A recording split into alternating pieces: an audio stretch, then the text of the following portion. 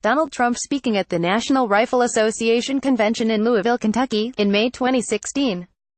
Tie Wright for The New York Times. In May 2016, Paul Erickson, an activist who has raised money for the National Rifle Association, sent an email to Rick Dearborn, an advisor to Donald Trump's presidential campaign, with the super subtle subject heading, Kremlin Connection.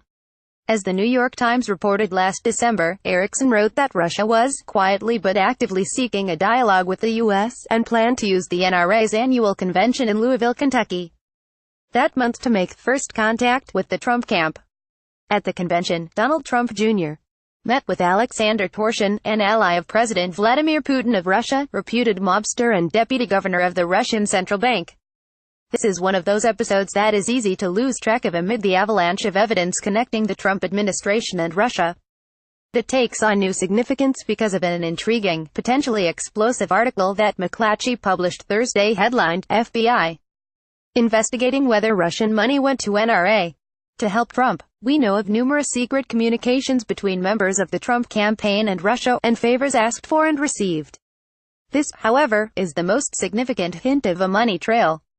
Norman Eisen, Barack Obama's White House ethics czar, tweeted, "This could well be the collusion we have been waiting for, prosecutable as possible campaign finance crimes. It's important not to get carried away, if only because a scenario in which the Russian investigation ensnares the NRA, probably the most influential conservative group in the United States, seems a bit too much like resistance fanfiction, too delicious to be true." Indeed, if it is true, it has devastating implications for the entire Republican Party, since many office holders enjoy lavish financial support from the NRA still. An NRA role in Russiagate would explain a few things, including why the NRA has, in recent years, developed such a close relationship with Russia. There's been a lot of reporting about that relationship, which is widely seen as part of Russia's efforts to cultivate right-wing groups throughout the United States and Europe. As The Washington Post noted last year, on issues including gun rights, terrorism and same marriage, many leading advocates on the right who grew frustrated with their country's leftward tilt under President Barack Obama have forged ties with well-connected Russians and come to see that country's authoritarian leader, Vladimir Putin, as a potential ally. At least some investigators think the relationship between the NRA and Russian government actors went beyond mutual admiration. On Thursday afternoon, the House Intelligence Committee released the transcript of its interview with Glenn Simpson, one of the founders of the research firm Fusion GPS.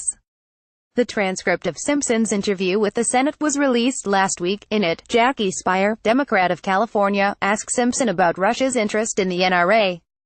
Simpson replied that it appeared that the Russians had infiltrated the NRA. He mentioned Torshin and a woman named Maria Butina, whom McClatchy describes as Torshin's protege. Adam Schiff, Democrat of California and ranking member of the Intelligence Committee, told me that the committee's interest in the gun lobbying organization predated its meeting with Simpson. The issue of whether there was an effort to either create a back channel through the NRA, or provide funding through the NRA, has been an issue of concern for the committee, and something we've endeavored to look into with the limited resources we have, he said. If a relationship between the NRA, Trump and Russia exists, Torshin and Butina appear to be the nexus of it. Torshin helped create a Russian gun rights group called Right to Bear Arms, and Butina runs it. The purpose of the group is ambiguous. Gun laws in Russia are strict, and if people close to Putin actually wanted to change them, creating a group alluding to America's Second Amendment seems like a weird way to do it. As Simpson said in his House testimony, Vladimir Putin is not in favor of universal gun ownership for Russians. And so it's all a big charade, basically. If so, the charade has been useful in building relationships between Putin allies and American conservatives. In 2015, Right to Bear Arms hosted a luxurious trip to Russia for NRA leaders, where, according to McClatchy, they met with a senior Kremlin official and wealthy Russians. Among the American delegation was former Sheriff David A. Clark, the Trump supporter and Fox News regular. Last year, the Daily Beast reported on the figure Butina, a woman in her 20s who formerly owned a Siberian furniture store, cut in Trump's Washington. Now she's wheeling and dealing with D.C. think tankers, Republican strategists and a Russian bank chief with alleged mob connections. The article said she repeatedly boasted of her role as an intermediary between the Trump campaign and Russia. As McClatchy reported, Erickson, the author of the Kremlin Connection email, and Butina set up a limited liability company together in 2016. Erickson told McClatchy that the company was founded to provide Bettina with money for her graduate studies, should she need it. That, noted McClatchy, is an unusual way to use an LLC. Here's another way LLCs could be used: as an intermediary between foreign agents and tax-exempt organizations that are not required by law to disclose their donors, often called dark money groups. Indeed, in July the left-leaning Center for American Progress put out a report warning that loopholes in campaign finance laws make it easy for foreign citizens or governments to influence our elections in precisely this way.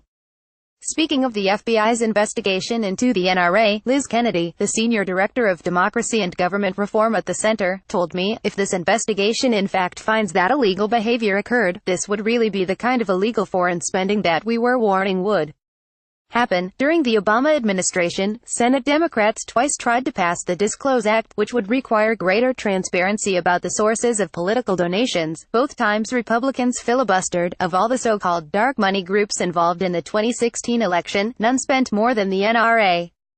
The $30 million it expended to elect Trump was 3 times more than the NRA spent on Mitt Romney's behalf in the 2012 election. The $30 million, however, is just what the NRA spent on the presidential race. It also backed other candidates, reportedly spending $55 million overall. The organization helped Republicans cement control of Congress. If it did so with Russia's assistance, the whole party is implicated. Of course, the citizenry has no way of knowing where any of that money came from. But the FBI almost certainly does. We're far from understanding what role, if any, the NRA played in helping Russia help Trump. But a scandal that encompasses both the Trump campaign and the right's most powerful lobby would be bigger than most people imagined before Thursday. In terms of what the Russians are doing in the United States, it's far broader than just the Trump campaign, Schiff told me. In that sense, when people think that the Russian intervention was just about tipping the scales to one of the candidates in 2016, they're thinking far too narrowly.